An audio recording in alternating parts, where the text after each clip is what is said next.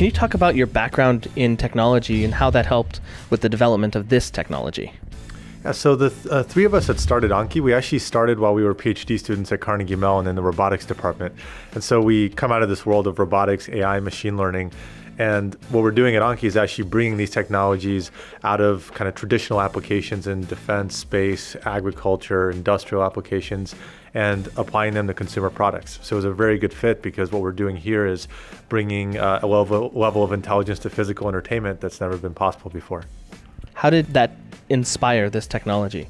When we were in graduate school, like robotics and AI, it's focused on making physical things behave intelligently. And so when we wanted to make a video game in the real world, the biggest challenge is to make physical characters understand exactly where they are and then be able to come to life and understand their environment, have a personality, have a purpose. And so for us, what we're doing is using robotics and AI to bridge this gap between the physical and the virtual worlds and make it possible to have a video game level experience and gameplay, but in physical form.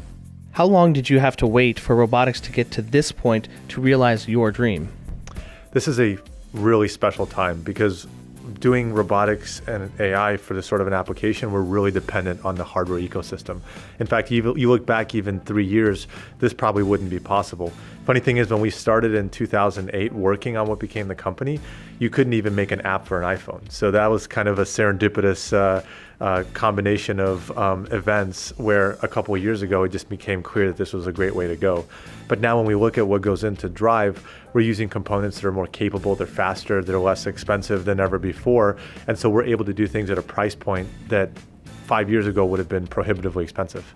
Can you walk us through the robotics in these cars? Absolutely.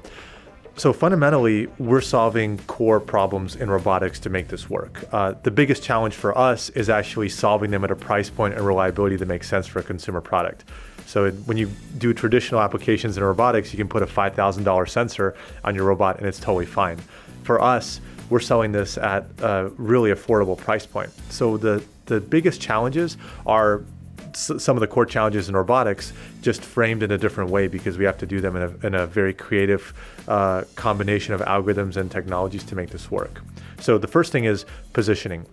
So each of these characters needs to understand exactly where it's located and what's happening around it in the environment. So that's a core problem to make anything behave intelligently. The next thing is reasoning, which is using that information to make intelligent decisions. That's what we use the mobile devices for. And finally, execution is making that happen in the real world, where these cars can drive incredibly fast and precisely, where if you actually took them and scaled them up to real world size, it would be as if you were driving 250 miles an hour down a highway with a concrete wall on either side of your car, a tenth of an inch from each of your mirrors. And so the challenge is to make all of those happen in at a really high level of performance, but still at a very competitive price point where it makes sense for an entertainment product. But the really powerful thing is that once you're able to do that, and you have characters that understand where they are and can move precisely, you can just abstract away everything that's physical and treat them as if they were just virtual characters in a video game.